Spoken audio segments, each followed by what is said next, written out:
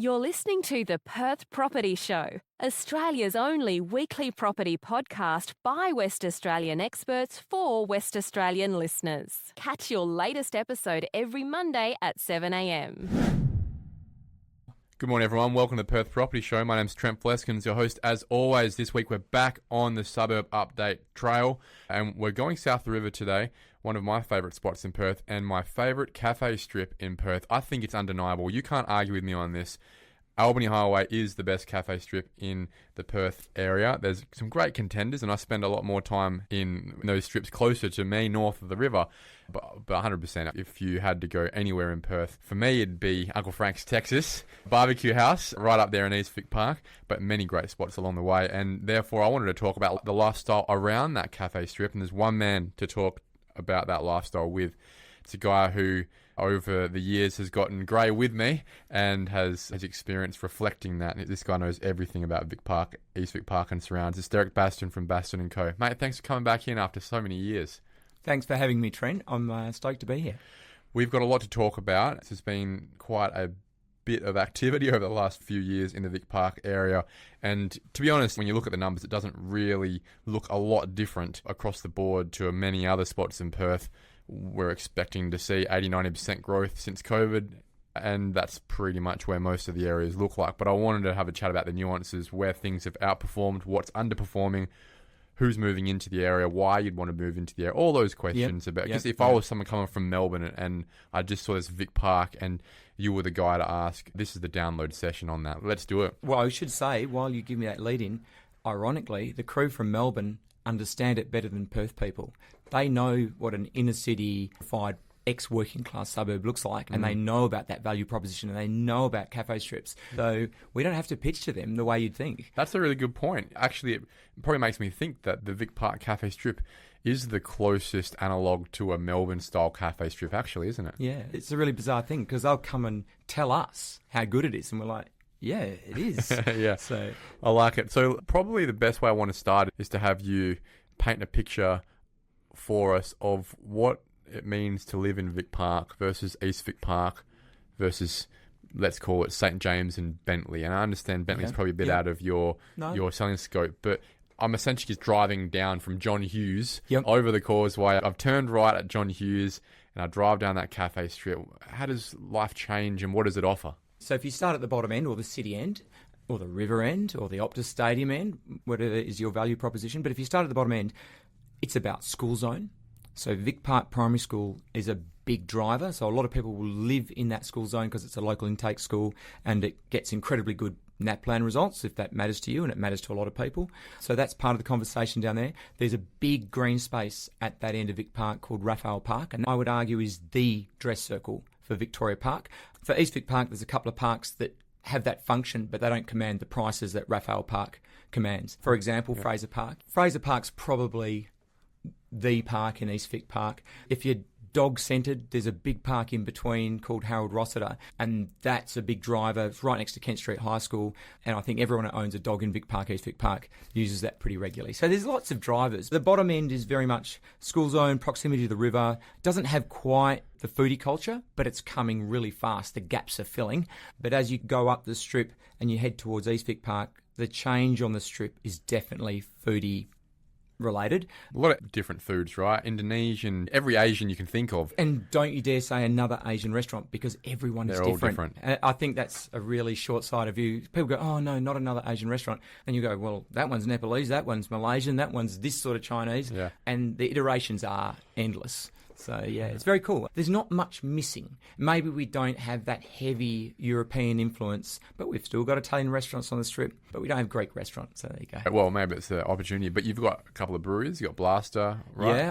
Yeah, if you get off strip and you head over to Burswood there, a couple of breweries, and if we go right up the other end to the boundary... Boston Brewing Co. as well? No, well, yes, Boston. To be honest, Boston pulled off, I say Boston as a generic, so the Fowler Group, who did the apartment development and built the commercial building that Boston Brewing is in, they pulled off something that proved Vic Park and East Vic Park were a draw. They built an apartment complex and sold the whole thing off the plan. I'm assuming you know about that. Yep. It was pretty amazing at the time. Celsius Developments managed it, and they did a great job. They did, indeed. Perfect timing with regards to costs as well.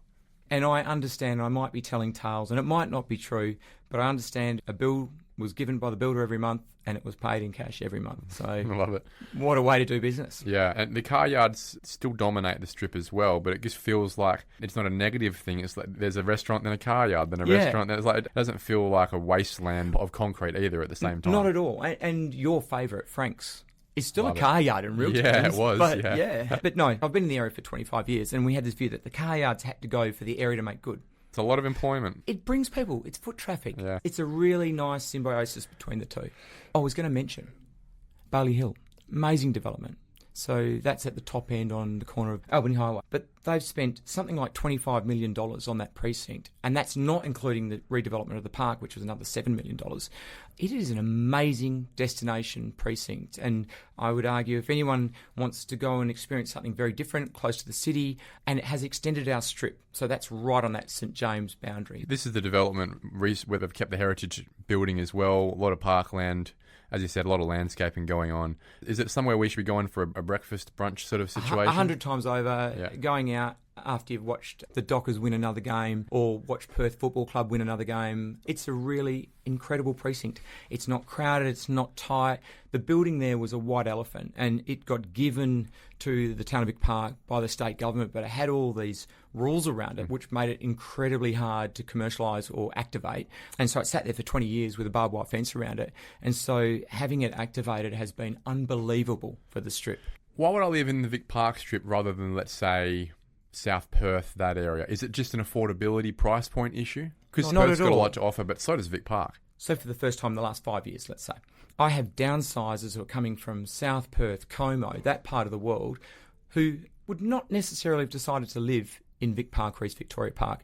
But because the strip is their lifestyle strip that they're using, and they can sell nominally something for $3 million plus and buy something for $1.5 that's really lovely, and still go to the same restaurants that they love, except now they're walking to them.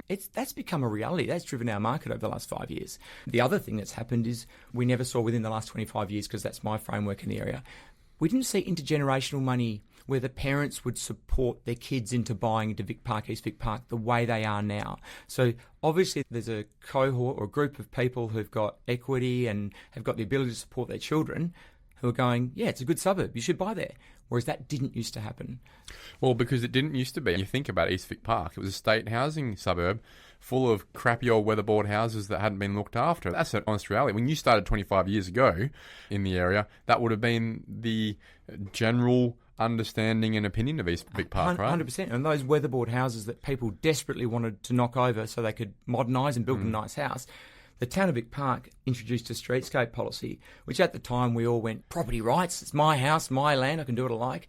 That streetscape policy that went from about 2002 effectively till late 2016, it actually meant that people retained these houses. As character. Yeah, and now no one knocks them over. Because why would you knock over a 100-year-old house? Everyone knows Vic Park and East Vic Park for those weatherboard cottage houses, and people go there for them. It's like, I want to live in a cozy old place, or I have to go to East Vic Park then. There's not really many other places in Perth where you can do that anymore. And the other option, of course, which was not a dissimilar suburb once upon a time in Perth's history, different now, is Shenton Park.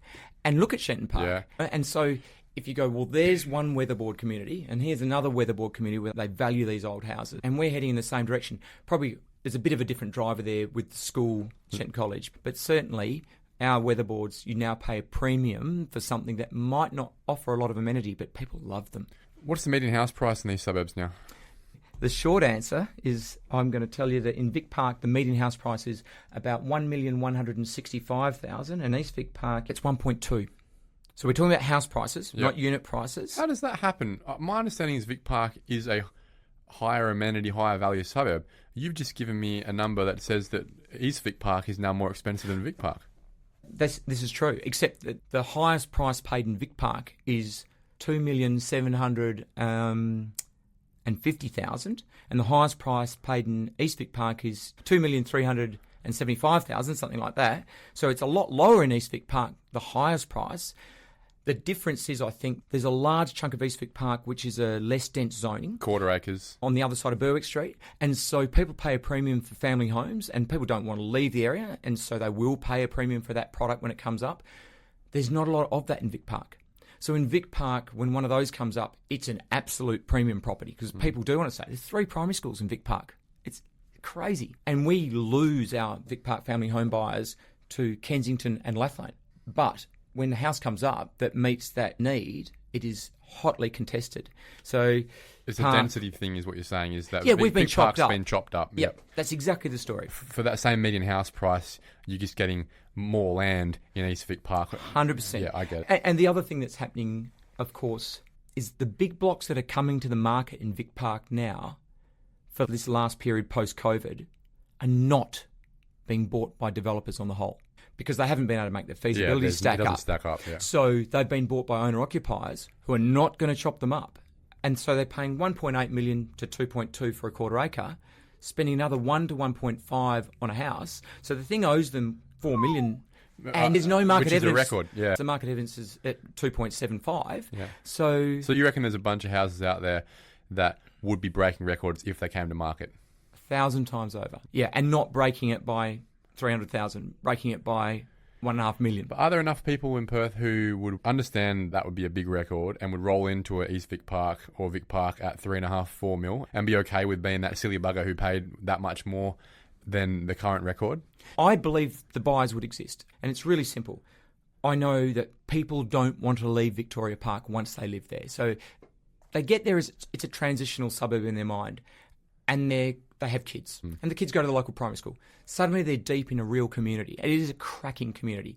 It's one of the most walkable suburbs in Perth. Of course. They don't want to leave. There's nothing better. You can go further away, but then introduce a commute to your life and see how much you like that. Yep. So people stay. I think that's the most important thing. Why are people selling right now? Right now is an interesting market. There's been some change, some sentiment change amongst buyers. My market is driven by owner-occupiers on the buy side. On the sell side, there's still a lot of investors, historical investors, landlords left in Vic Park. And I think the ones I've got selling now see that we've reached some sort of zenith in the current market.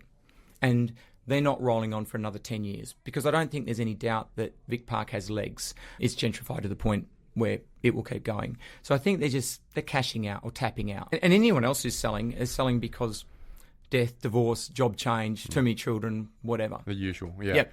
So there's a bit of a changing of the guard. You think we're losing rental stock in your suburbs and it's being replaced by more owner-occupiers, which that's the key indicator of further growth and also protection on the downside risk. Absolutely. It's almost universal.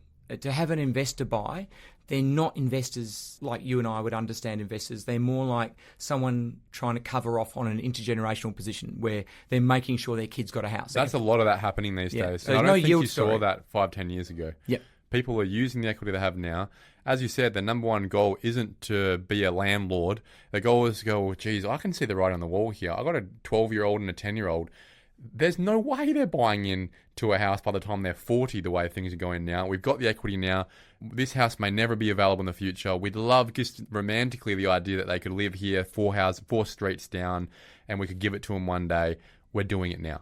100%. Happens a lot. A lot. Most common investor story in Vic Park East. There you go. Yep. I mean, and it makes sense because if you live in a place like Vic Park, North Perth, for example, you walk the streets, go, I'd love for my kids to have a lifestyle here and because I love it here as well. Why wouldn't they want that too? If I am a first home buyer and I don't have mum and dad buying me a house for me, what's the cheapest thing I can buy in the area? The cheapest thing, we've got a whole slew of older style one-bedroom apartments. The BGC flat stuff? A lot of bricks. Yeah. Yeah. So they're selling, really getting up there. If they're the bottom end of the market, you're not getting anything under 350. And that would be a miracle if you can pick one up at 350, to be honest. Is this the stuff that would have been selling at like 150 pre-COVID? I have buyers who picked them up historically for 30 grand, you know. Yeah, 150 pre-COVID, if they were sellable. I remember a guy who picked up through us and through a couple of other agents, he was just buying one-bedders, hand over fist, pre-COVID. And he bought a heap of them. And he goes, they yield well. 3 years later, I don't know how much money he's made, but an awful lot. Yeah, So, that's the last market that's really popping. And it's simply because everything else is pulled up to 6, 7, 800,000. These are just what's left over, and people can afford. They have to pay them, right?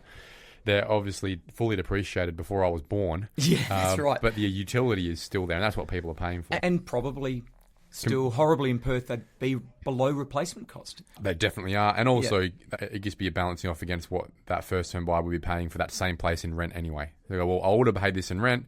I'm just which is going to be the same or less. Yeah, it's an easy conversation. The next step up, if you get out of the older style apartments, so we just disregard 2x1s for a sec, there was a period probably 10 years ago where a local developer, Celsius, you know those guys, they popped up a lot of tilt-up concrete apartments along Albany Highway. And interestingly, they are the next step up because they're relatively modern, and a 1x1 of those could transact for $550 quite easily. So yeah, they're probably the two entry-level products. If you go to 2x1 older style apartments, they're around that 600 mark, give or take, depending on the quality of the building. And then you're into villa stock. There's not a lot of 2x1 villa stock, so it's hard to put a price on them. They're really a quality story, depending on how they're presented. But the 3x1s probably kick off at about $850. Is this stuff that was developed in the 80s? Everything was developed so that an accountant could say to their client, here's a tax-effective product that you can invest in. None of them were developed as homes for owner. And so it's amazing that all of these are now selling to owner-occupiers who are repurposing them. A lot of the 3x1s, they turn them into 2x2s or 2x1s, knock a bedroom out because they're a bit mean. But yeah, it's proper gentrification. Are we seeing a lot of subdivision and development happening at the moment compared to maybe 2018, 19? No. Why? Yeah. Too expensive to build. Yeah, but I think it might change. And look, I have no crystal ball, but there is developers I'm talking to who are looking at what this budget might mean, and if they can build into the space on single tier R40 sites, R60 sites even, but R40 sites predominantly, where they can get nominally 4 on a site and they build 2x2s, they could really talk to those tax effective investors. Yeah. They'll be rare as hen's teeth and they'll stand out. And that's something that I've flagged recently on a couple of episodes, is that with this new environment, it really does funnel those investors to either house and land on the fringe or buying your brand new XXX units in infill areas. And 100%. And if I was going to be a passive investor, I know which one I'd be buying. Location. Yeah, and because, again, as you've referenced a number of times, you can't replace it. Vic Park, the value is in its location and its amenity, and the variations in cost really just the quality of the stock that you're sitting on in that location. When we think about the buyer profile at the moment, I assume that has evolved over the last 5 years simply with price points, that the people who are buying into Vic Park and East Vic Park, some have just been priced out now, that the first home buyer isn't buying a family home anymore for $500,000-$600,000. Most of it's up near $1 million at the very least in that median house price. And so that does change who can access your suburb. Do you think it's changing the fabric of the suburb, or do you think the variability of stock that Vic Park luckily has just allows for the eclectic nature of what makes that area what it is today? You're stealing my words, Trent. Good. So yeah, the eclectic nature of the stock is what means, on a very selfish perspective, why I've had a good business, because it doesn't matter what's happening in the marketplace. We've got some of it. So it's always something to sell. Always something to sell. And it doesn't matter who's active, that product's available. But you're right, it talks to the diverse social nature of Victoria Park and East Victoria Park. Yeah, there is always something to sell. It's a cracking area, but you're right about who's buying. We don't see the same sort of first home buyers. If they're first home buyers, they're almost always mum and dad supported. Or a couple. So lots of young professional couples, but almost all of them have transitioned out of apartments or something like that. So very few of them are genuinely first home buyers, unless they've got support in the background. So lots of young professional couples, predominantly white collar, whereas I used to see it was more of a FIFO story when the money started to come through. Like Vic Park were very blue collar. Massively. The Broken Hill was affectionately called the Broken Nose. Yeah. It's a very different pub now. So they've all changed. They've all had a lot of money spent on them, except for Franklin's, the last working man's pub in Vic Park. Everyone should go for a pint. I've never been to Franklin's. Well, Trent? Where is it? Well, exactly. So it's in East Vic Park, heading up past the main cafe strip on the left-hand side, sandwiched between Hubert Street and Albany Highway on a huge chunk of land. It will be the redevelopment story that changes East Vic Park when it happens. Many years ago, before COVID, it went under contract, and I believe the person who bought it walked away and they lost their $150,000 deposit. This is a story. But yeah, it's drive there and drool. You'll just go, what are they doing? Franklin's. All right, I'll have to get myself a palmy there one day or something like that. I don't even know if the kitchen's open. I just know it's the cheapest beer on the strip. Why would I live in St. James? St. James is the opportunity suburb. So because it was predominantly a 1950s war service home suburb, you've got all these red brick homes that when I first started we wouldn't have called character homes, but now 50s House is a character home, and they're on full blocks, 700-800 square metres. So you can get the dream, a house on a block. And the difference is you're accessing the same cafe strip, you've just got a different suburb name. A different council. So City of Canning one half, Town of Vic Park the other half. How do you know you're in one or the other? Your development will be easy to do. Well, I've experienced it for sure. I've developed in the City of Canning side. Which I'd argue is the easy side, so I don't know. That's right. Do you believe that? I think it always depends on the officer you get, to be honest. Right. And fish rots from the head, so that can come down from the CEO and the development managers as well. But things change. It does. One thing about development in councils is that it changes throughout the years, and I've experienced that. But it's Boundary Road, isn't it, that splits St. James in half? I don't know if it's that simple, but let's say Boundary Road and Berwick Street and Chapman Street, I think, is the line. So, yeah. What's your favourite street in Vic Park? If you had all the money in the world and you had to buy in Vic Park, and I'm sure you would have anyway, what would have been your Trent, this is the dream? So you know that I'm going to get in trouble if I answer this question, honestly. Well, I'm going to ask you for each suburb. I'm more worried about the people in Vic Park who don't live on the street that I mentioned. I usually say people in the suburb have said that this street is the best street, but I would never say that. Well, I'd like to hear what you've got to say. I've got a soft spot for Mackey Street. We used to live on Mackey Street. It does everything that a Vic Park street should do. It doesn't have a bus running down the majority of it. It's a couple of blocks from Raphael Park. I don't know, it's got a lovely family vibe. It's as close to suburbia as you can get whilst being on the city's doorstep. I don't know, it's a great street. At the end of Mackey Street is possibly the best restaurant and the best cafe on the strip on either end at Albany Highway. Niho, which is a great little fusion Asian restaurant, for want of a better description, and then Social Manor, which is a cracking cafe. What about East Vic Park? East Vic Park's favourite street. There's some sleepers in East Vic Park. I don't mind Kate Street, which wouldn't be probably a popular answer, but it's got its own little reserve, its own park. It's on the wrong side, inverted commas, of Shepparton Road, but no one goes in there unless they live on that street. So I think that's pretty special. I perversely like Devonish overlooking Fraser Park because it's elevated. Even though it's a busier road, over the years I've looked at houses that have come up there and gone, oh, I should have bought that. That's a cracking spot. I was about to mention Devonish. I think that is one of my favourite streets. North facing, overlooking a park, elevated, big blocks. Can't go wrong. 12 months from now, where will house prices be in those two suburbs especially, and why? Okay, so the trend or chain has started, and we know there's been a bunch of things, inflation, interest rates, etc. So I think that the good stock will remain good stock because they are good suburbs and they are well located. And by good stock, I mean if you are meeting the brief of a well-presented property and the best of type, you're possibly still going to get a record price. I think that's true because we experienced that even in the downturn between 15 and 19. But the market is now going to differentiate between stock that is poorly presented, stock that needs considerable work, stock on main roads. So I think you'll see the median track sideways. Honestly, I don't think you'll see growth. But my view, my crystal ball says that subject to a bit of positive news around interest rates, and whether that's a year away or 2 years away, I think that we'll plough on, as in there'll be price support quite easily, subject to we're still digging holes and we're fully employed and all of those things being equal. So what that means, if I dig a little bit further, is that for the median to go sideways, and that means that two things really are probably happening there.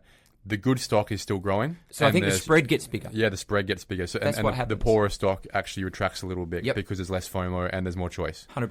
It's not a bad thing. No, I think it's good. At the moment, there's not a lot of differentiation in price between crappy stock and really good stock, to be frank. No, and so it's overdue. So I guess what it means is buying good quality product in good locations has become important again for people with short-term vision about their growth potential. So we would argue, you and I, that it's always been important. Of course it has. It's just probably hasn't been a luxury people have had for a long time, is that when they're looking for shelter and they've got to buy something, it's often just been a case of, well, there's one property on the market this week. I don't really have choice. I can't choose Devonish Street. I've got to be stuck at the back end, on Berwick or something like that, which wouldn't have been their first choice. Whereas now, as options and mobility start to open up a bit, the fundamentals of the suburb, governed by the fundamentals of the economy, are still there underwriting the growth of the area, but it then starts to become a little bit more fickle as to when you're in the good parts and you've got good property and you've done good things with it, that will grow. And when you're at the back end of the suburb, which every suburb has, you're going to struggle. When the tide goes out, you see the rocks. Thank you very much for your time, Derek. Great quote, and I think that might be the theme for the next 12 months. Hoping to have you in much sooner, because this has been a very interesting and enjoyable chat. Thank you, Trent. I appreciate it. Thank you for listening to another episode of the Perth Property Show. If you've only just joined the conversation, you can catch up by heading over to our website, perthpropertyshow.com.au, subscribing to the podcast, or joining our Facebook page. Don't forget to tune in next Monday at 7 a.m. for more expert insights, local analysis, and suburb spotlights. Happy hunting!